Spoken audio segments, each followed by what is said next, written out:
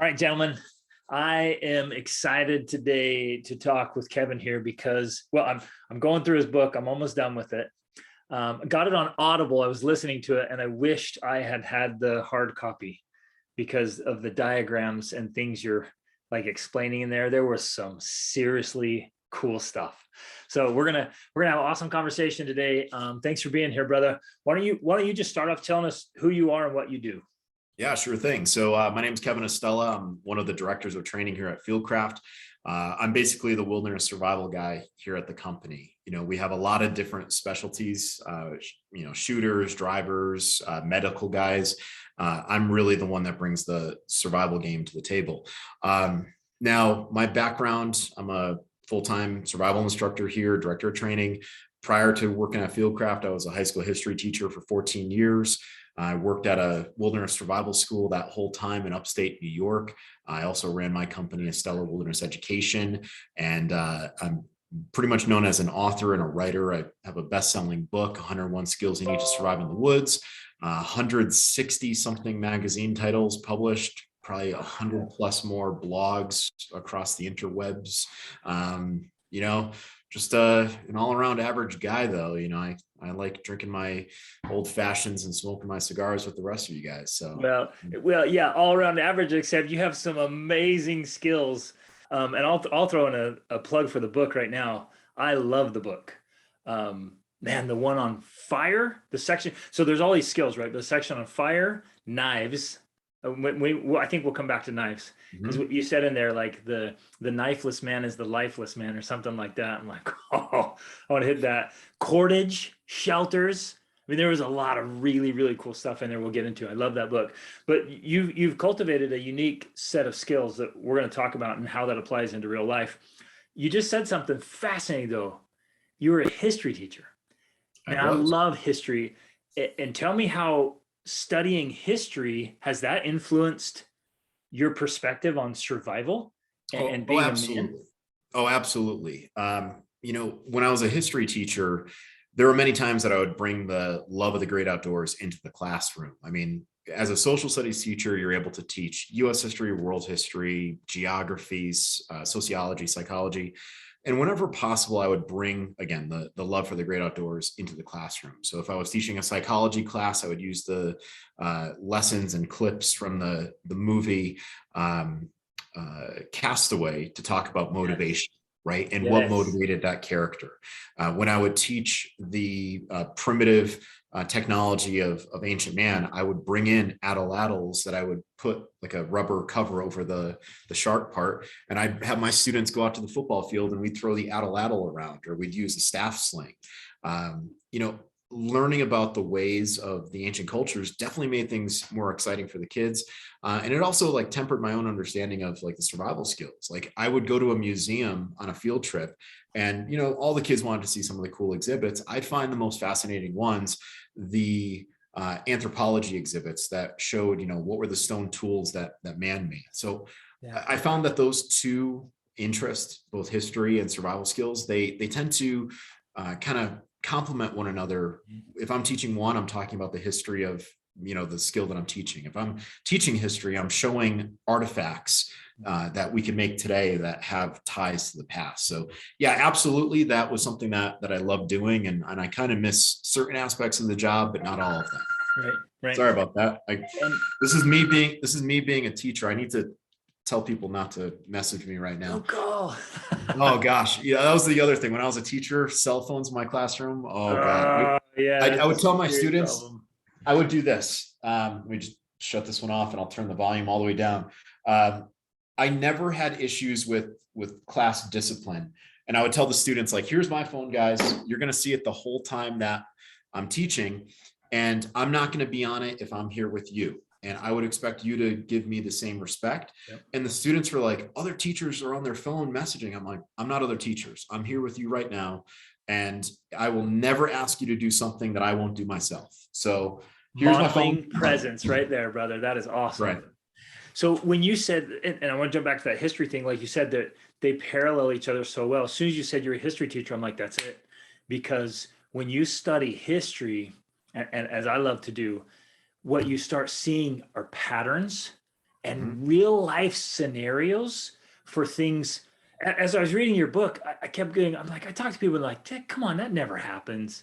Or you mentioned like people are like, oh, you're being a little bit fanatical, or you're kind of you're scared, that's not going to happen. I'm like, man, all you got to do is study a little bit of history, and you'd be like, this happens all the time. And the reason these skills exist is because at some point somebody really needed them.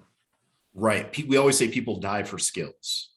If you're eating plants in the grocery store, chances are someone learned that was edible and nutritious, but there are probably people that died learning that other plants in your area, different berries, are not edible. In fact, they might be poisonous.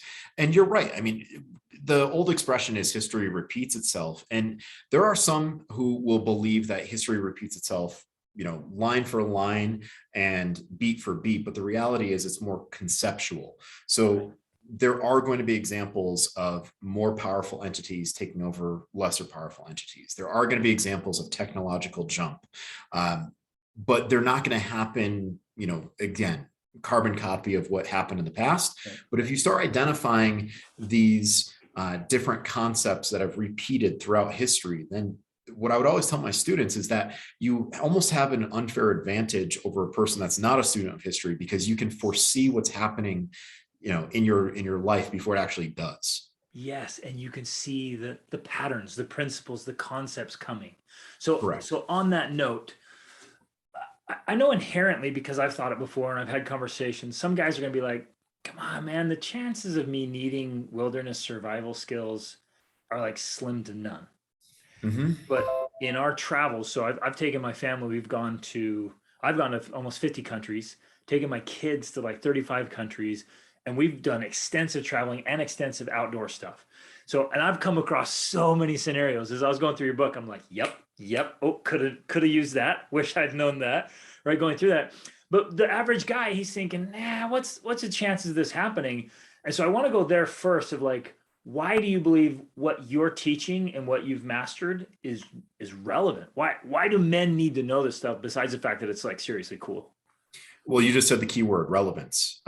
One of the things I always tell students is, I want to take you out of your comfort zone. I want you to do difficult things in life. I don't want you to find the easy way through, because there's an old expression, train hard, fight easy. I want you to realize, and this is whether we're doing survival skills or we're grappling, striking, we're doing combatives. I want your training to be a gut punch, literally, sometimes, sometimes actually physically, I'm going to gut punch you, but, I want you to realize that if you can do difficult activities, then when you get back to your quote unquote work, it's not really work. I mean, it's more of a task. As a teacher, I'd sometimes show up with like a black eye from, catching an elbow, or I'd show up with a cut lip, but my favorite was my last year of teaching. I showed up with a dislocated rib, and I had an ice pack on my ribs, and my students were like, why are you still here? Shouldn't you be at home? I'm like, I have a responsibility to be with you. Yeah. So when students were like, well, oh my God, other teachers want to do that. I'm like, again, I'm not other teachers, and I believe in a code, and my code is I'm responsible for you guys. I don't like the idea of handing off a responsibility to someone when I know I can do it myself.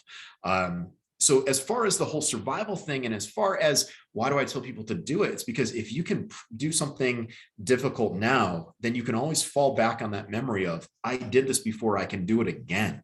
And I think there's not enough testing of ourselves these days, because 100%. we like taking the easy way. Yeah. I tell people, throw a lighter, throw a Swiss Army knife in your pocket, and you're probably going to be better prepared than most people out there.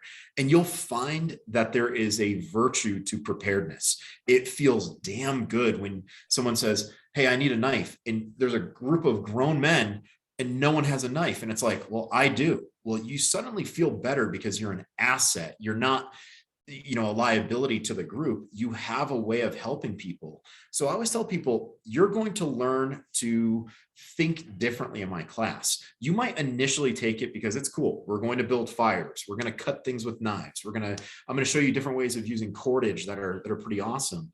But you're going to realize that that concept of self-reliance, being resourceful without resources, is going to carry over into other aspects of your life. So that's why I tell people to do it. That's the long answer. Exactly. Short answer, it's cool. It is very cool, but you're spot on, because that specific skill, it may not be that specific skill you use, but you become useful. You become resourceful. I heard somebody say one time, it's not about the resources, it's about resourcefulness. And man, from what I can tell, everything you're teaching is that. Like, see what you can grab, think through, put together to make a bad situation at least better. Right. And if someone says, well, it only makes it 5% better or 10%, like if they want to get all quantitative on me, I'll say, guess what? That's still better than not better at all. And you build momentum, right? If you're learning survival skills, I mean, it seems like it's an uphill battle right from the get-go. There's so much to learn, but every day you're improving. You're not going to go, using a martial arts expression, from black belt or from white belt to black belt overnight, but every day you're getting better. Right. Same thing with the survival skills, with the bushcraft skills, sportsman skills. You're constantly becoming a better version of yourself. And that's ultimately the goal. You want to progress every single day. Yeah. On that note, it was interesting, in your book, you mentioned multiple times that if you don't keep your skills up, they wane. And there was a couple of things, I can't remember if it was I think it was navigation. You were talking about, like, if you don't stay up on this, you lose it. It never occurred to me like that was one of those skills that atrophies as well. Like, you're like shelter building, whatever. It's like, you got to stay on top of some of these skill sets that are most important to you.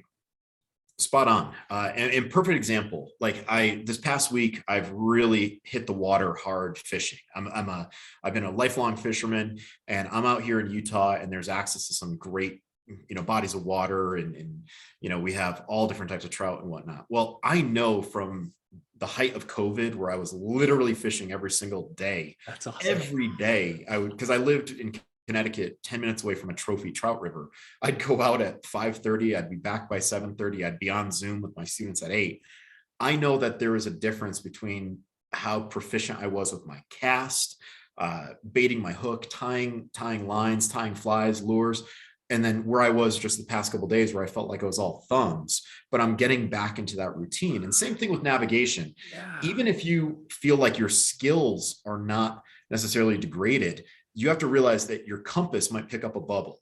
You have to realize that magnetic declination might change. It does change over time. So if you're not looking at your tools, and if you're not constantly assessing them, you don't know if they're going to be accurate, inaccurate, effective, ineffective, in good working condition or in disrepair when you need them. So it's a good idea every time that you go out to make it a practice, right? Do a layout before you go out with your bag, and you're literally putting everything out in front of you. And you're like, when was the last time I tested these batteries? When was the last time that I made sure that this was properly lubricated and, and function tested? Like, you gotta, in the firearms industry, we call it a press check when you're checking for a round to be loaded. Well, you can press check all of your gear. You can press check yourself to make sure that you have what you need, before you actually need it. Man, we got to run with that just a second here, because I love that idea of press checking yourself mentally, emotionally, physically, spiritually. We're going to get into mindset and what you call functional fitness, right? But I'm right with you. I think we need to be press checking regularly. We need to voluntarily create exams, so to speak, or press checks of like, hey, where am I at? Because it's easy to get going in this rhythm of like, yeah, no, I'm still in good shape. I haven't lost that much ground. Oh yeah, go do a 5K, see where you're at. Right. And then you're like sucking air after the first mile. You're like, dang, I didn't realize how much ground I lost. But man, spot on that concept. Yeah, there's an idea too, like, there are a lot of folks out there that don't want to be honest with themselves, right? Or they're afraid to, right? There are people that don't like going to the doctor because they're afraid of a diagnosis. There are people that don't like trying that 5K because they're realizing, hey, they're getting a little bit older and maybe they're not as fast as they were in high school. But, reality is age hits us all. And, one of my favorite inspirations in the martial arts world is Manong Dan Inosanto. And he said, as you get older, you have to be prepared to fight the younger man, the stronger man, the faster man. And the only way to really understand if you're prepared is to press check yourself. You have to, every once in a while, go with someone who's bigger than you. If you're hiking, go with someone who's faster than you. If you are, what's the expression? If you are the smartest person in the room, you got to find a different room. Exactly. It's okay. It's absolutely okay to realize like you're not who you were before. Maybe you're better in a different way, or maybe you find people, because again, no one is a tribal one. Maybe you find people who are more capable the way that you used to be, or with two people, you're even more capable than you would be if you're on your own. So it's totally fine to press check. You just have to be honest with the results and work with those results and plan accordingly. And keep getting better at something. I love this whole idea you're talking about, and just keep growing and progressing. I love the idea of like, you don't automatically get better just because you're getting older. Sometimes you just get older. And so what I hear you saying, and I totally echo and want to emphasize, keep getting better, keep press checking, keep adjusting, keep learning, keep surrounding yourself with a team that'll keep you in place. Yeah. And plan, by the way, right? Yes. Like, I'm 42 years old, and I know that I'm going to be a different man at 52 than I was at 32. I actually feel better at 42 than I did at 32. But I'll tell you that at 52, what's my plan? At 62, what's my plan? If I wait until I turn 52 to say, this is what I'm going to do now, then I've failed. Yeah. I have to not only press check in the present, I have to think about what it's going to be like in 10 years, right? Will I have kids? Will I have, mobility issues from all the years of hiking and combatives? Like, what's going to be my plan? And if I wait, then I'm going to be reactive instead of proactive. Exactly. And that's not the way to live life. Yeah, spot on right there. So before we dive into some specifics, how much of wilderness survival could be used in urban survival situations that, well, none of us, we kind of go through life, I think, thinking, oh, that'll never happen to me. That'll never happen in my country. That won't happen in my neighborhood. That won't happen in my life. But I think we're seeing right now globally, dude, it can totally happen. And for sure. Is there a carryover from wilderness to urban? Yeah, I think that the concept that you're talking about is normalcy bias, right? Like, oh, this can't happen to me. Like, oh, this is totally normal. Like, but little by little, we're losing ground in certain aspects of our life where we should be paying attention. But as far as the wilderness survival skills translating over into urban, you probably don't want to build fires in an urban environment because that's arson. You probably don't want to try chopping down trees in an urban environment because you might be wielding a dangerous weapon. Well, there are certain concepts, getting back to history, right? Conceptual survival concepts like shelter. Shelter is what you sleep inside of, over and under, right? IOU. Well, if you go into an urban environment, you can find something to sleep inside of. Right. Many times there are shelters you can actually go to, missions that you can go to, churches that you can go to. I was just driving through Provo and I saw people camping on the front lawn of a church. So you can absolutely find shelter. It's not difficult. Now, if you start getting into like the surreptitious urban survival, the discrete survival, non-permissive environments, then we're starting to talk about like, living among the homeless population, living among places where you shouldn't be living, culverts and drainages and under bridges and things like that. Well, you still are applying something to sleep inside of, which is your clothing, never leaving home without something to sleep that you could sleep outdoors in that day, something that you can sleep under and something you can sleep over. I mean, many times you take your backpack, you sit down on top of it, and now you're insulated from the ground. So there are a lot of survival concepts in that respect. Food is not terribly difficult. There are stores everywhere in an urban environment. So let's do this though. For all three of those things, let's say either a natural disaster. I always think of Hurricane Katrina. Sure. Or an earthquake or whatever, or a war zone. I mean, Ukraine right now is a perfect example where some of these places just been decimated. They don't have power. They don't have running water, electricity, power, right? A lot of these things they normally could rely on are now disrupted for some reason. I just kept thinking your skill set could depend in many cases on survival or not. Right. And there's an idea of bugging out and bugging in.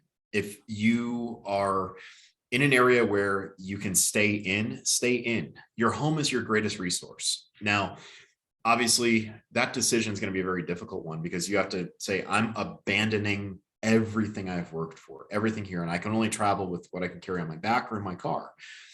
Movement in all of those scenarios that you mentioned is absolutely vital. Hurricane Katrina, if you think about it, hurricanes lose power when they go over ground. Plenty of people left Hurricane Katrina and traveled north, right? Plenty of people left areas where, 9/11 is a great example. 9/11 happened in lower Manhattan, but if you were to travel to Midtown, yes, you'd hear sirens, but it wasn't affected the same way that Midtown was. So distance is your friend. And you have to realize that every one of those, with the exception right now of Ukraine, has a finite lifespan. Hurricanes eventually lose power and weather goes back to its normal pattern. 9/11, we've cleaned up. The scars are still there, but we've cleaned up. There's a life expectancy to every one of these disasters. So as long as you're able to stay moving, as long as you're able to realize like things will return to normal at some point, you're going to be fine. But there are some of you that are going to decide, hey, I need to stay in, and that's fine, but that's your decision. And hopefully you prepared to ride out that time span that disaster is going to take. Brother, I love that concept of seeing what it is that's threatening you. What lifespan does that thing have? And if you stay, are you prepared for that lifespan? Mm-hmm. That's a really cool concept. Okay, let's shift gears. One of the most exciting things that I was excited to talk about is mindset. Mm-hmm. I love the wilderness. I love getting out there. A few times I've just attempted to take what I had on my person, go out into the wilderness and just lay down and go to sleep to spend the night.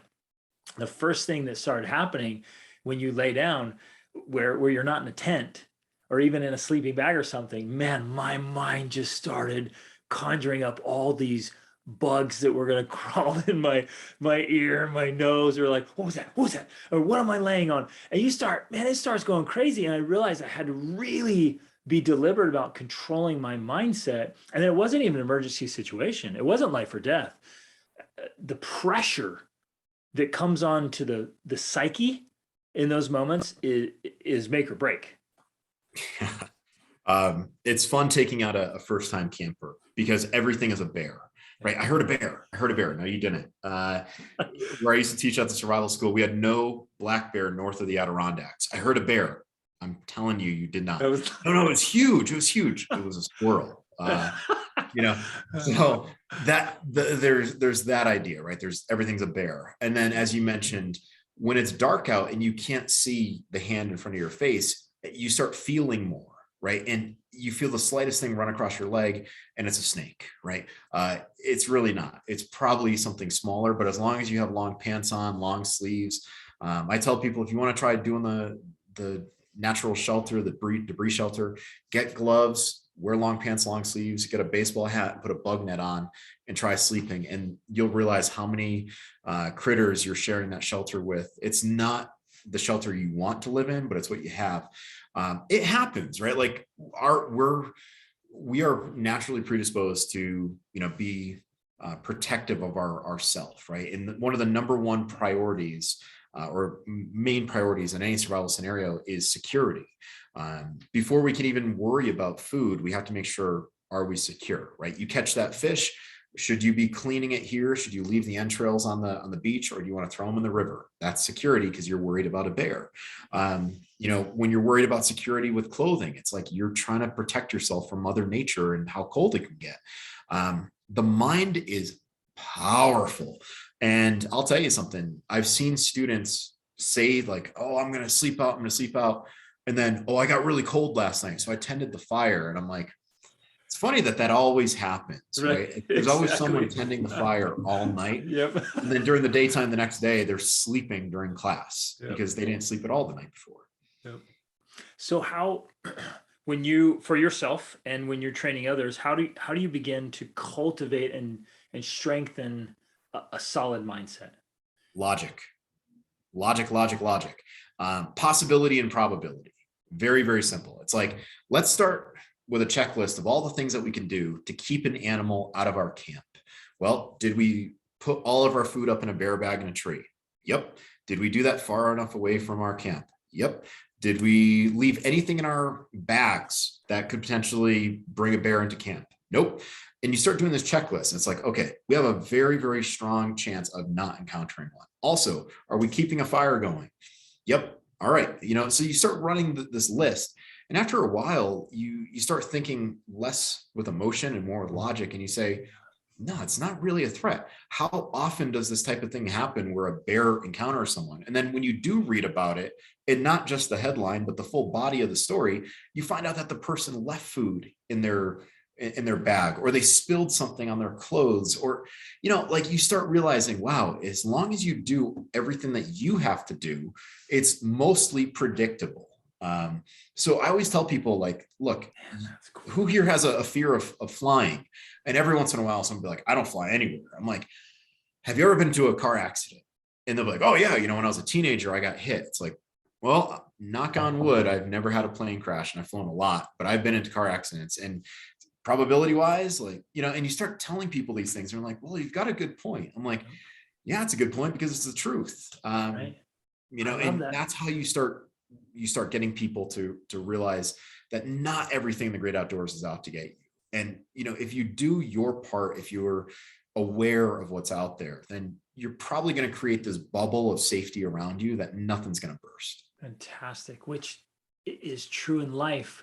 You take this whole concept of security, preparation, kind of checking the boxes of getting yourself and your family in a good spot. And yeah, going through, okay, have I done this? Have I taken care of this? Have I done these things? Okay, I can relax. I can settle the survival brain that's trying to freak me out here. Man, I love that. Yeah, it's problem solving. It's using your mind the way that we're supposed to use our minds, right? It's sideways thinking. When people say, like, why do you like doing these like trivia puzzles, or why do you like challenging people with these scenarios in the courses? It's because I like seeing how people think. I like seeing the person that just runs and tries to solve something right away and does 30 different solutions and never comes to the correct one. I like watching the one person in the class of, say, 12 or 24 or whatever it is, sit back, watch everyone, which is hilarious, because then they steal the idea of someone else. And I'm like, that's not wrong. There's no such thing as cheating, right? Awesome. And then it's funny when I have like two groups and I say, like, all right, you guys are both making shelters. You're free to use from other shelters, like, especially if it's an area that we've done it before. And someone every once in a while will say, that includes their shelter. So when they start putting like the ribbings up for like a lean-to or an A-frame and everyone runs away, I see a student come by and grab all of them. It's like, not cheating, I like the way that person thinks. So yeah, awesome. It's just the way, it's another lesson that the outdoor survival skills can give you. It's like, learn how to think, not what to think. And as I was going through your book, especially, that just kept coming up again and again to me. I'm like, this is problem solving. It's finding any kind of creative solution with what you have at hand at that moment, and making something that works for you again and again and again. Like almost every example you're giving, and then there are 101 skills. It's like, oh man, I remember just visualizing and thinking through. I'm like, that's just genius. Like I think it was creating a jig, using your knife to create a jig, and then a plastic bottle to create what's the word? Cordage. Yeah, cordage. You're creating cordage. And that skill is one that I picked up years and years ago. Again, as a teacher, we were watching some documentary, and there is a show about people that were living in Haiti, and they were repurposing garbage. And they were showing how they would turn rice bags into purses, and they would use water bottles. And I'm like, that's a great skill. And then next thing you know, I saw more and more people doing it. And I'm like, that's one that I need to include. And one thing I'm quick to do in my book, and I'll always say, is like, I didn't invent any of this stuff. I just deliver a different way. And I try to give credit wherever credit is due. So if someone tells me, hey, it wasn't that documentary in Haiti that you saw that, it was from this guy, I'll say, then maybe it was, but I remember watching that documentary with my students, and the students were like, that's awesome. And we made it in class. So, it is what it is. And to that point, part of the skill set and your mastery of these skills is what you just said, is learning, just paying attention and learning across a whole swath of opportunities. Like where could this apply in my life and be a skill that I need to pull out of my pocket sometime down the road? And think of it this way, right? There's a lesson to be learned from everyone, and everything is training. I marvel when I watch someone who's, say, like a short line cook, and they're able to keep 30 different orders going on one grill. And it's like, how do they do that, right? How do they know that this is all going to be done at about the same time? But it's a process, right? Process driven. I was cleaning fish today, and it's like, all right, do I pick up my knife and do one fish at a time? Or do I make that same cut on every fish, put the knife down, do the same process over and over and over? And that's ultimately how I get fast. I can clean 5 fish in under 10 minutes. You know what I mean? Like, it's just do the process in the correct order. It's not just what you're doing, it's the order that you're doing it. And there's something you can learn from everyone. So if you go into a scenario and you think, I have nothing I can learn from this guy or this gal, you're already in the wrong mindset. But if you say, I want to see how they do it, you know, and maybe it's something that has nothing to do with your area of expertise or what you're interested in, but maybe it's something that you can pick up and say, you know what, I like the fact that they have that assembly line going. I wonder if I could do that with my family. And maybe it works out for a different task with your family. Exactly. So that's the way to do it. I love that, man. Okay, let's shift gears now to functional fitness. Yes. Right? You and I see this all the time in every kind of scenario possible, where the condition of your body has to be, you've got to be able to use this vehicle you have for the scenario you're in, right? And you could be fit over here, but it's not very functional. And I hope you'll talk to that. But man, in so many situations in life, if you're out of condition, even if you have other skills, that one could really leave you hurting. Oh, yes. And this is the one that, again, hurts a lot of people's feelings, but I don't mind hurting people's feelings if it gets them on the right track. Number one, we will not be fit for every single task, every single moment of the day, right? If you're lifting weights to be some power lifter, to lift heavy objects and put them down, you're not going to be the same type of condition to run a marathon. Right. And on the flip side of that coin, if you're trying to run a marathon, but then you also want to work out your fast twitch muscle to be the fastest, well, it's two different things, right? Like marathon running, sprinting, two different things. Functional fitness, in my eyes, I always look at it as what do I need to do to my meat suit? You know, I always joke around, I call my body my meat suit. That's awesome. What do I do to my meat suit to make me an asset, right? I know personally, when I take people into the field, there may come a time where I have to pull that person off a mountain, quite literally, like drag a person off a mountain. I need to be able to do that. It's my responsibility as an instructor. I know that if I'm out with my girlfriend, if something happens to her, I'm putting her on my back and I'm going. And if I've had to literally do that.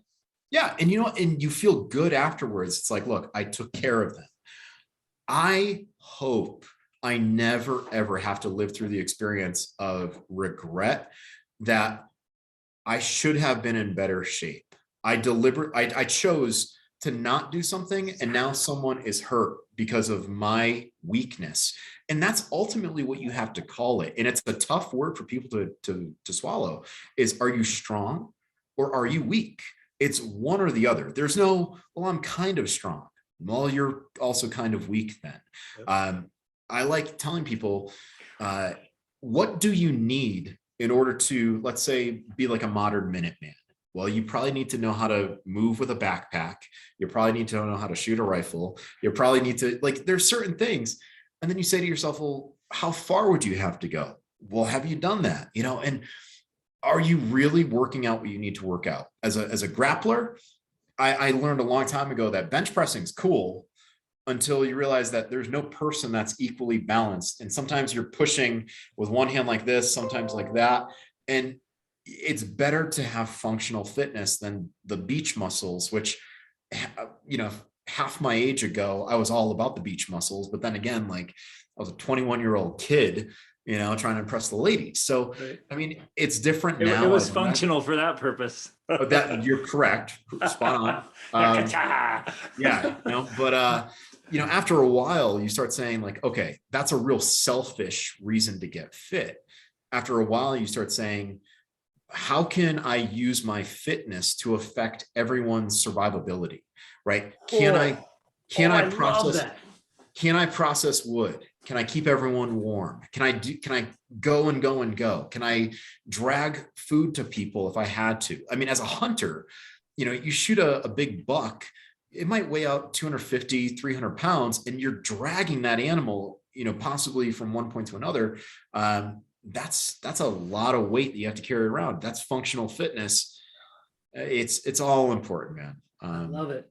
So if you could, and maybe you've thought through this, maybe not, I might be putting you on the spot here, and we can kind of just, the two of us, if we could put up some kind of bar, some kind of measurement, some kind of, even an ideal. I mean, obviously we'd like to be like, I could go do an Ironman tomorrow, right? Whatever. But if we put up a bar, like what looks good? If these guys are like, okay, I'm in, I want to do that. How am I measuring it? Okay, great. It's not by bench press. What are some marks we could shoot for? Okay. So my good friend, Bill Rapier, former Navy SEAL, runs AMTAC training.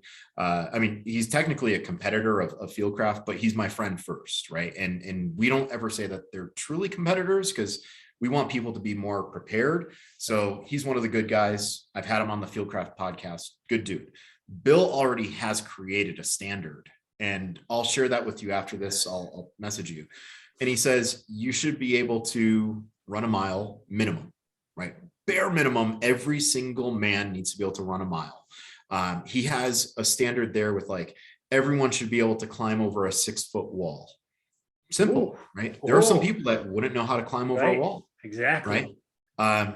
But can I go back to the mile? Yeah. Is there a time that we're shooting for, a minimum? Yes. Yes. And when I send it to you, it'll make total sense. Okay. He said, bare minimum, you should be able to run a mile. And then he has other advanced levels of this fitness where it's like run 2 miles, run 5 miles, ruck with say 20 pounds, 40 pounds, whatever it may be.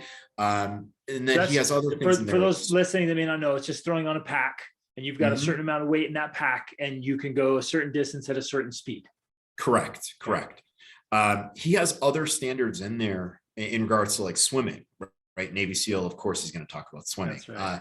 Because there are some people that don't know how to swim. Yep. And I'm not shaming them unless, of course, their loved one falls in the water and they can't get to them. Can't help. Right. Exactly. So there's no shame in saying I can't swim. There's shame in saying I can't swim and I don't want to do anything about it because I have too big of an ego. Yep.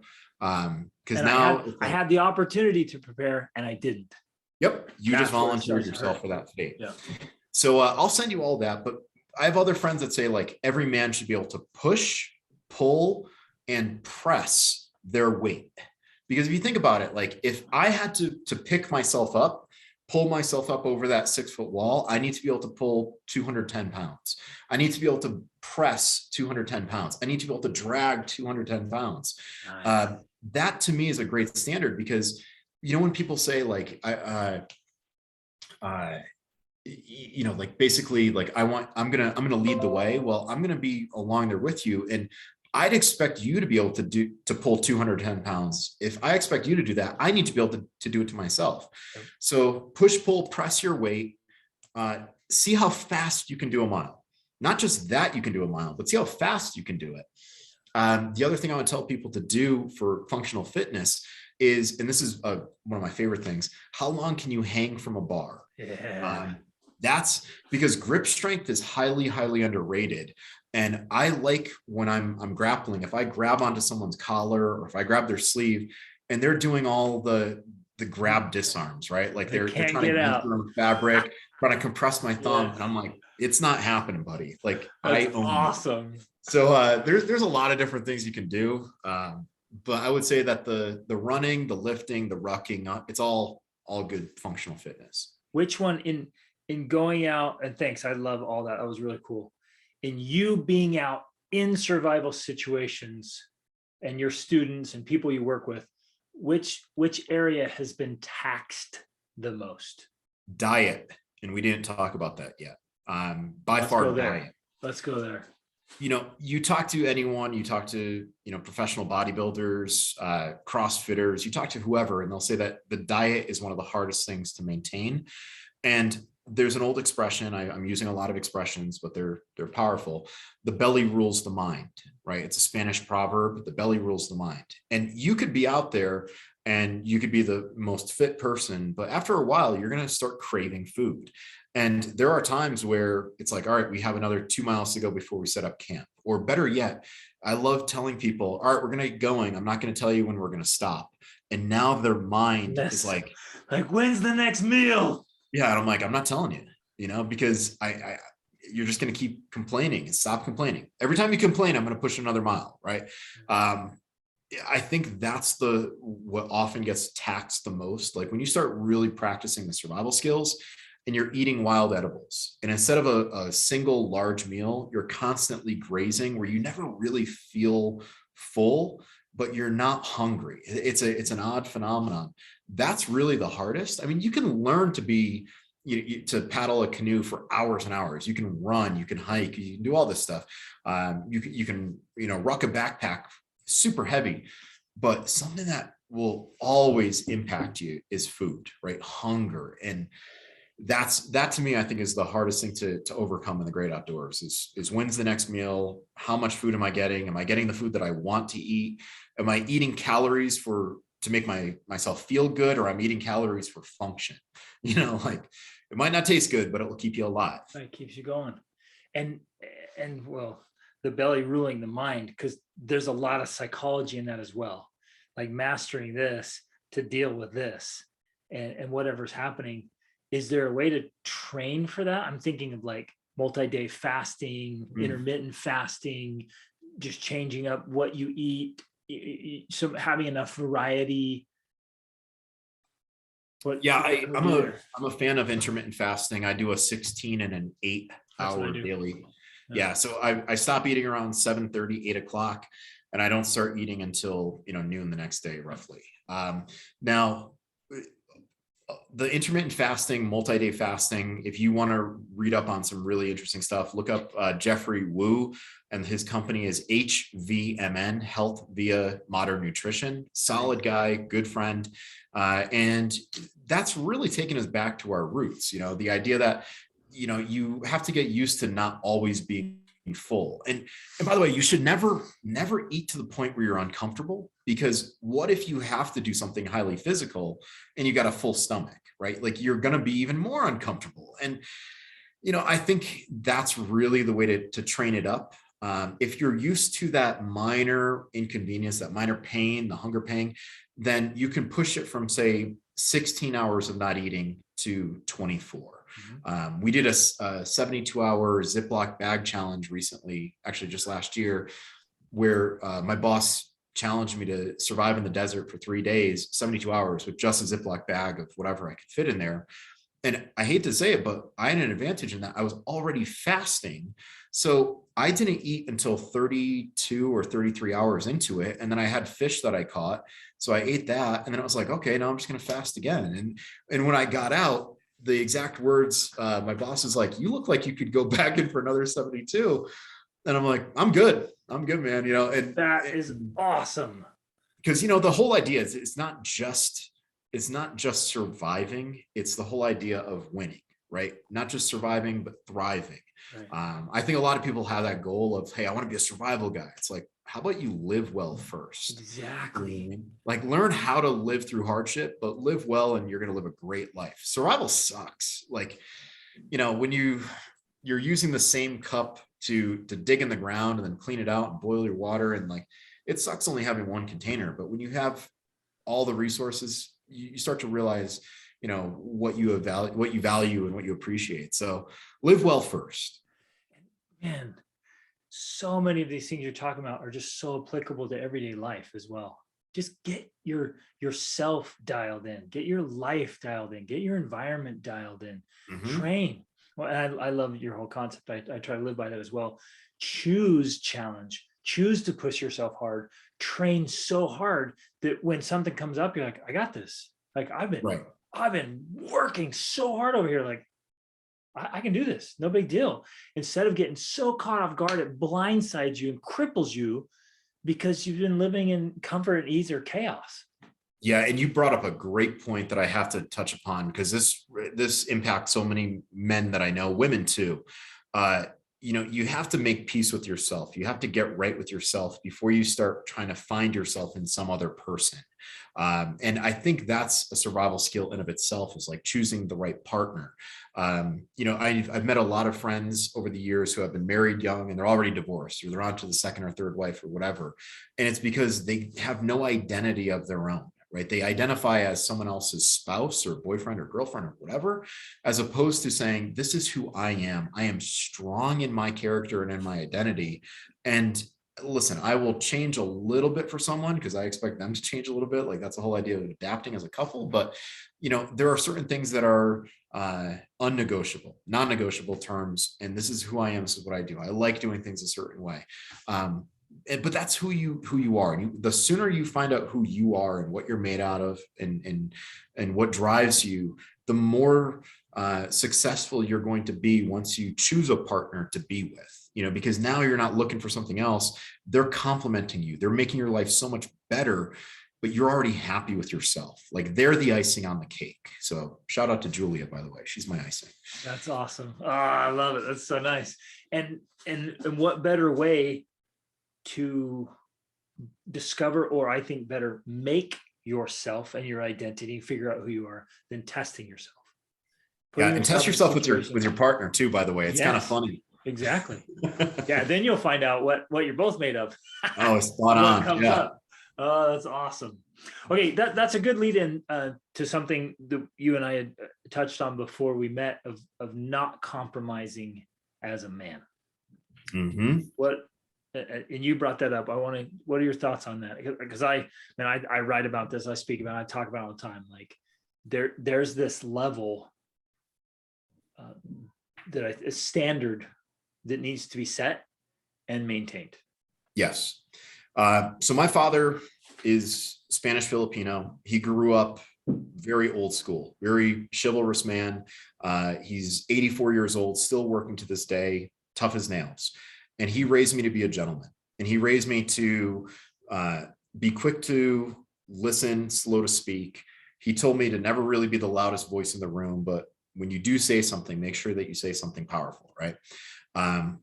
Something that my dad taught me to do was always walk on the outside of the road, right? He always taught me to hold doors for people. And I say people because recently a good friend of mine, Craig Caudill, Nature Reliance School, he held the door for a female, and the female yelled at him saying, you're being misogynist. I can get that door. And Craig simply responded, I hold the door for everyone. Yep. Right. And that's one of those things, like, I won't even admit if someone calls me a misogynist for holding a door. I'm not going to say, oh, I'm so sorry. Like, if I apologize for doing something that is right in terms of being polite to a person first, regardless of gender, regardless of sex, then I'm kind of giving in, and I'm not going to do that. And I've had people say that, oh, it's intimidating. You didn't apologize. You didn't say that you're sorry. And it's like, I'm not going to, right? Because I did the right thing. At the end of the day, I did the right thing. So as far as being a man, and as far as not apologizing or not giving in, it's like, do what you feel is right and do what you would want someone else to do. Fall back on the golden rule. Yep. It's found in the Bible. It's found in the Torah. It's found in the Quran. It's found in Confucius's teaching. The golden rule, whether it's not the same rule word for word, but this concept of doing unto others, right, that you'd want them to do unto you, has been found across time, across space, across creed. It's a universal. So if someone tells you, like, hey, don't do that, that's wrong, you're doing that just because you're a man. No, I'm doing that because I'm a good person. Yeah. Right. And I'll use their own words against them. Yeah. They're like, why are you calling me a man? Yeah, exactly. This is humanity. I'm just being a great person. So my favorite French phrase is noblesse oblige, and directly translated means our nobility obligates us to be kind and generous. So as I'm hearing you talk, like, do the right thing for the right reason, right? I'm like, yeah, it's because I want to be classy. I want to be noble. I want to be kind. I want to be thoughtful. I want to be a great person. And so I do those things And it's not like I'm not targeting, I'm not playing any social games that are current trends or whatever. I'm going to be a good person as best as Yeah. I can be. That kind of reminds me, one of my martial arts instructors, a great inspiration in my life, Tuhan Tom Kyer of Sayak Ali, in one of his seminars that I sat in on, he said to the audience, he goes, "I wish more people would walk down the road and thank me." And we're all like, what? Like, You know, and I'm paraphrasing. He goes, "Because I decided not to hurt them." You know, like nice. there are people who, you know, flip me off in the car and I'm like, what do you have no idea? Exactly. Right. Or the reason I'm not engaging in an argument with you right now is because I don't want to watch you cry. You should thank me for not going full alpha on you. I'm trying to be as civil as I can. So I joke around and I say that in front of my friends every once in a while, like, more people should thank me. They should be thanking me. Yeah. Which you'll appreciate this. The best definition I've heard of meekness is having a sword, knowing how to use it, but keeping it sheathed. And it's that same concept. Like, I have the tools, I have the power, I have the skills, and I could whip you if you deserved it, but I'm not. Right. And it's a smart idea. And it's a smart idea, by the way. If anyone's listening and you're into self-defense, you're into carrying a pistol, you're into combatives, whatever, right? You have to think before you act. What are the first, the second, the third, the fourth order of effects if I do act, right? Like, I've known a lot of martial artists over the years that say the greatest skill is learning how not to fight, right? It's not proving, hey, I can throw a wicked cross, or hey, I've got a takedown that I can drop anyone with. Like, that's not great if you get arrested for assault and now you potentially lose your job and now your friends don't want to associate with you, or they can't because you've got a criminal record. You know, like, I think it's important as a man too. Yes, be capable, right? Carry the tools on your body, you know, the tools to defend your loved ones and yourself, carry things to keep your life going, but also learn to take yourself out of scenarios where you don't have to resort to them. Because at the end of the day, if someone wants to call me a name, I've said this to someone, I swear, and this is one of the greatest insults I've ever said to someone. I said, "You said that to me as if your opinion matters." And I just left it at that. And dude, that is an awesome response. I was like, an insult. Yeah, I was like, you said that to me as if your opinion matters. Like, at the end of the day, sticks and stones, right? Like, we're living in a society now where we're using feelings to rationalize actions. Yes. Well, you know, I'm a big fan of realizing, like, the opinions that matter to me are my loved ones, right? The people closest to me, the people that count on me, I count on them. Some stranger can call me whatever they want. I don't care. Like, 30,000 followers on Instagram, whatever, 300, 400,000 on Fieldcraft Survival. If someone wants to run their mouth against me, I don't know you, right? Like, now, and it's, it's principles. It's principles that guide our behavior, our actions, and our standards. Not, oh man, how are they making me feel, or how am I making, like, these feelings? We're getting things a little bit twisted and distorted as a society because of those very things. We need to bring back those principles. Yes, I love it. Okay, a couple things that I'm just curious for kicks and giggles. Just take a minute and talk about knives. They're so important. I carry one. You carry one. You just got a new one recently that I saw. Looked awesome. Yeah. Just quickly talk about. Are you pulling out multiple? Yes. Okay. It's just like, whew, whew, whew. Well, yeah. Keep in mind, I'm half Filipino, so you know we've got blades in our blood.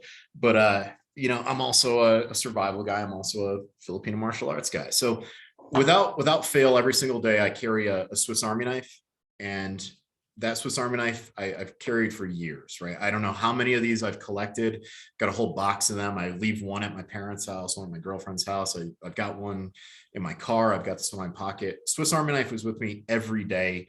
I feel naked without it. And the whole idea of the Swiss Army knife is that if we're in a social setting, I can pull this out. It's red. And people are like, oh, you're like a Boy Scout or something. I was never a scout, but automatically it disarms them to the idea that this is a weapon, right? That it's a tool. They think, oh, it's just a pocket knife, right? So that is what I carry with me every single day. And that's always in my pocket. It's not a knife that I have to draw quickly, which is why I carry it in a pouch inside the pocket.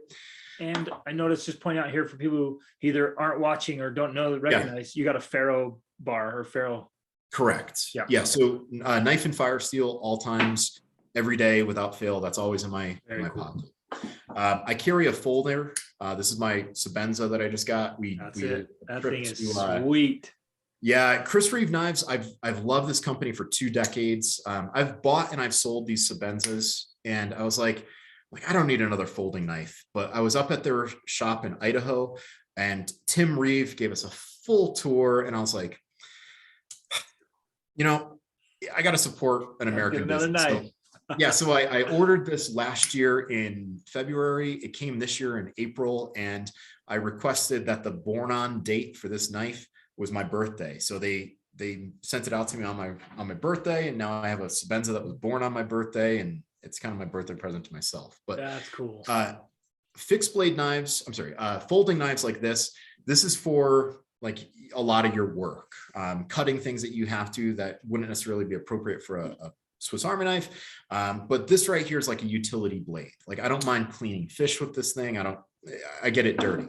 The last blade that I pulled out, this is an Amtac Knives Minuteman. Cool. Again, Bill Rapier is one of my good friends.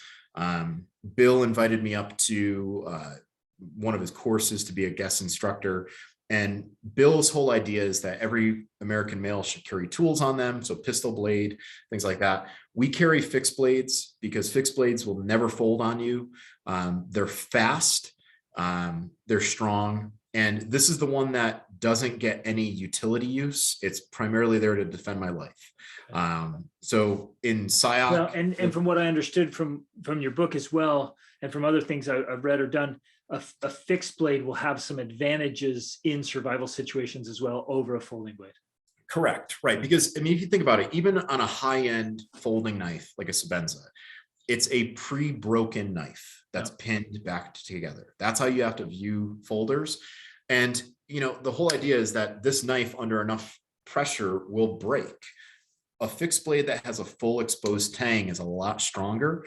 No disrespect to Chris Reeve Knives. They make a beautiful folder, but I would rather have a cheap fixed blade over a high-end folder just for the safety. Simply because of the break. Yep.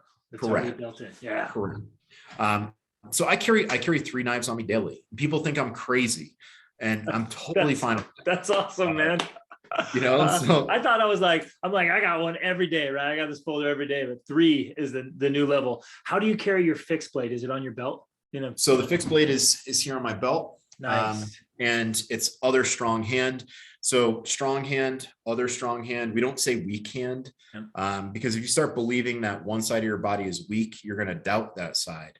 So it's the whole idea that, like, if I throw a jab with my left hand, it's going to hurt. I also know that I can transition from my strong hand to my other strong hand with a pistol, and I can shoot that other strong hand. So I carry it other strong hand because I know that if I'm flanking on a person, like, I can keep that blade away from them.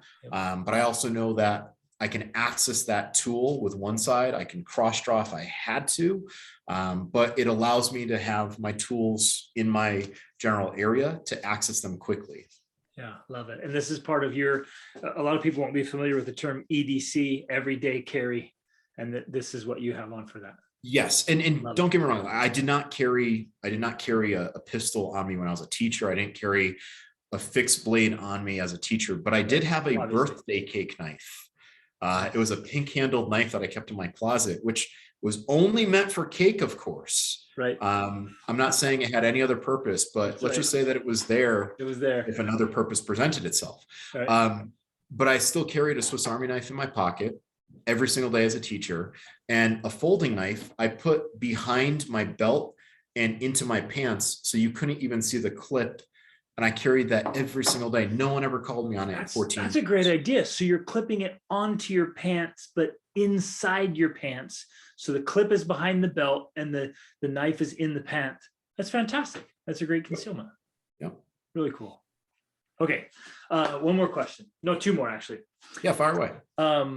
If you had to pick one skill for listeners to start working on that you would say, like, that, man, this, of all the importance of skills, like, which one ranks near the top or at the very top for you? I love cordage. Okay. Everyone thinks I was hoping to say that because the cordage section in your book is awesome. Yeah, but and I'll admit, right? Like when I wrote that book, I submitted 101,000 words, and I was told to cut it down by a third.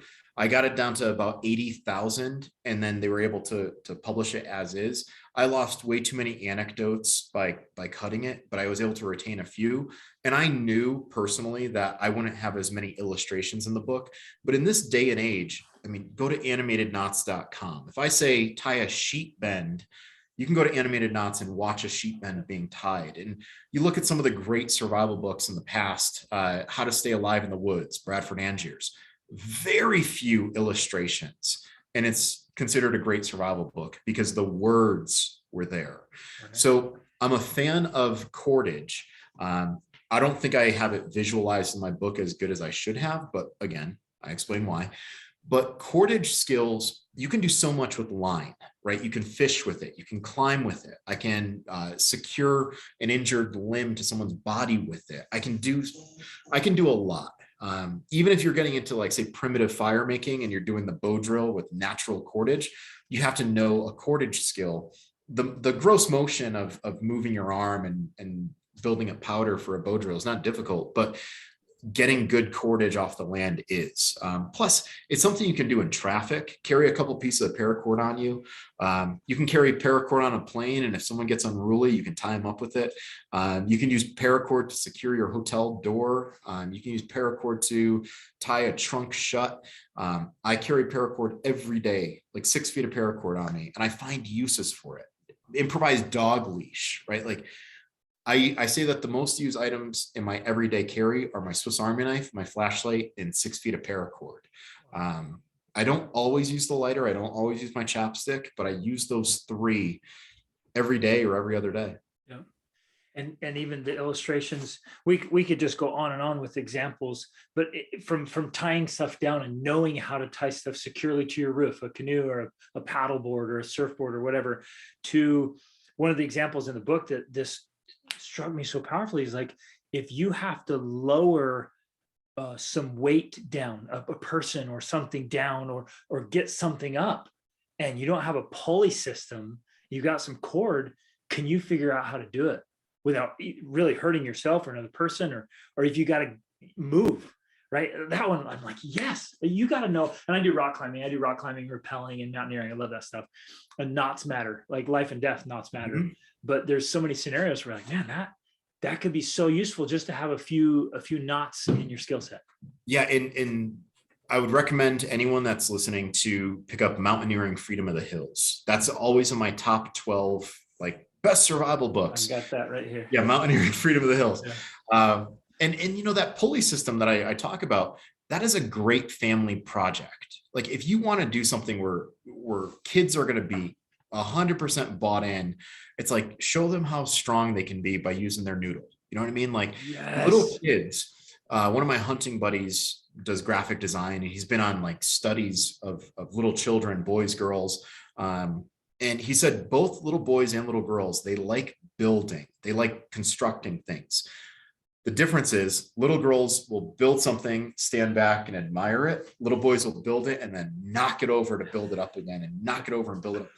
So if you can show a kid, hey, this is how you can build a system to lift something, you're engaging their mind, right? You're engaging the thought process, and who knows where they're going to use that somewhere down the line and say, you know what, I understand how that mechanics works. Like, if I make a couple pulleys here and I run the line through there, I get mechanical advantage. They might even not even know the term mechanical advantage, but they just know by the motion that it's easier to pull. You're setting them up for success in life by giving them those skills. And it's fun, right? Have them lift something, hopefully not their other brother or sister, but have them lift something and show them, wow, you can do this. And impress upon them the importance of strengthening their mind as much as their body. Exactly. Creativity, problem solving, looking for solutions. I think in the book, it was talking about using a munter hitch and a flashlight or something. And just like, yes, like putting that together is such a cool thing. And to do it with kids is really awesome. I love that. Great example. Okay. Last question. what are you personally chasing right now? Because I can tell you're a voracious learner.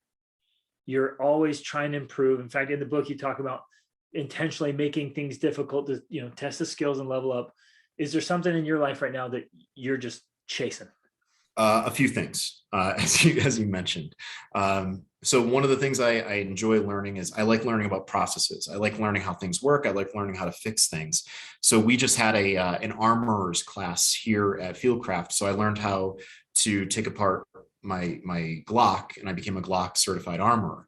So I want to go through Remington 700, Remington 870, Mossberg 590, AR-15. I want to learn how to fix these firearms that I teach people with, and I show people things. So that's one side of my life. That's one of the things that I'm chasing. I'm chasing book number 2, book number 3, right? I've already finished the principal writing on book number 2. I'm just waiting for the higher ups here at Fieldcraft to say, hey, we've got it done. I've got an idea for book number 3. My first publisher came at me with a lowball offer for the book. And I'm like, absolutely not. Like, I know what that book is worth. I'm not taking it. And that's knowing your worth, right? So I'm chasing having multiple books published. I'm also not too eager to jump in it just for the sake of jumping at it, because then I devalue myself. So learning processes, getting that second book out there. At some point, I am going to start a family. My girlfriend and I, we talk about it. We wouldn't be together if we didn't plan eventually on having kids. And again, I'm 42 years old. For years, I thought kids were going to be off the table because of the girls that I was with, or I just wasn't in the right mind for it. But I feel like now, as a survival instructor, it would be such a terrible thing, right? Ironic if I wasn't passing on my genes as a survival instructor. So that's something else I'm working on. That's hopefully a profound irony right there, brother. That's a cool thought. I like that a lot. Yeah, that would hit me hard. Yeah. And don't get me wrong. I've been with some incredible girls. I can't knock them in the past for anything. I wish them all the best in the world. But my dad told me, he's like, when you find the right one, you're just going to know. Yeah. And I know that I have. So hopefully within the next 2 years, if we podcast again, I'll be like, hey, or I'll be like putting a little, be quiet. Yeah, I'll put the little nugget on my. Oh, that's awesome, man. That's the best. I love that. Okay, cool. Fantastic. Any last piece of advice, something maybe we didn't touch on, or we did, you want to reemphasize, last thoughts for men? So the last thought that I would recommend is just be a student for life, right? And that's the teacher in me. That's a student in me, encouraging people to do the same.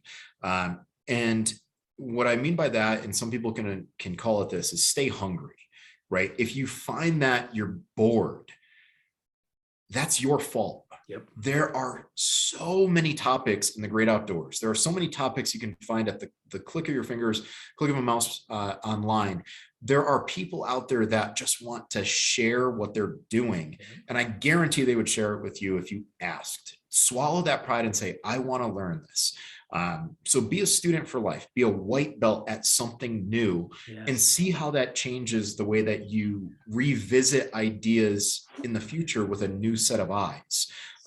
Maybe you pick up something from a cooking class, right? We're talking about knives. Maybe you realize like, oh, I've been holding a knife like this forever, but what happens if I put my hand on this side or here?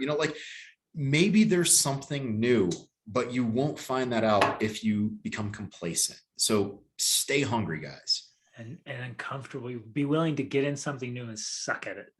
I started some dance classes with my wife, and I was just stepping all over myself and her.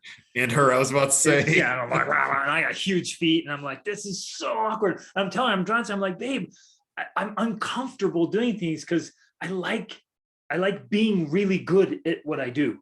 So I'm like, if we're going to do this, I'm getting a private tutor. Like, I'm going to level up. I'm not going to just stay sucky.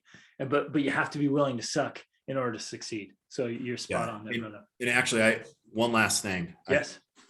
The other thing is never forget where you came from, and always give attribution to the source of your information. You guys have probably noticed that I've said, I learned this from this guy, I learned this from this guy, I learned this from this guy. you have to respect the past. That's the history teacher in me. That's the martial arts guy in me. Very rarely will someone come up with a brand new idea. If you're that guy, then I will pat you on the back. Exactly. But until you do, never forget where that information came from, because we can pass our genes down, but for those of you that are out there that aren't capable of doing that, maybe the time has come, maybe it's gone, maybe you're not capable of having kids, you can still make an impact in someone by passing knowledge. Just remember where that knowledge came from, so it will always go, and you'll always give attribution to the source. That's honor. I love that, brother. And on that, how can people get information and training from you? Sure. So you guys can reach out to me and anytime. You can email me at Estela@fieldcraftsurvival. That's ESTELA@fieldcraftsurvival.com.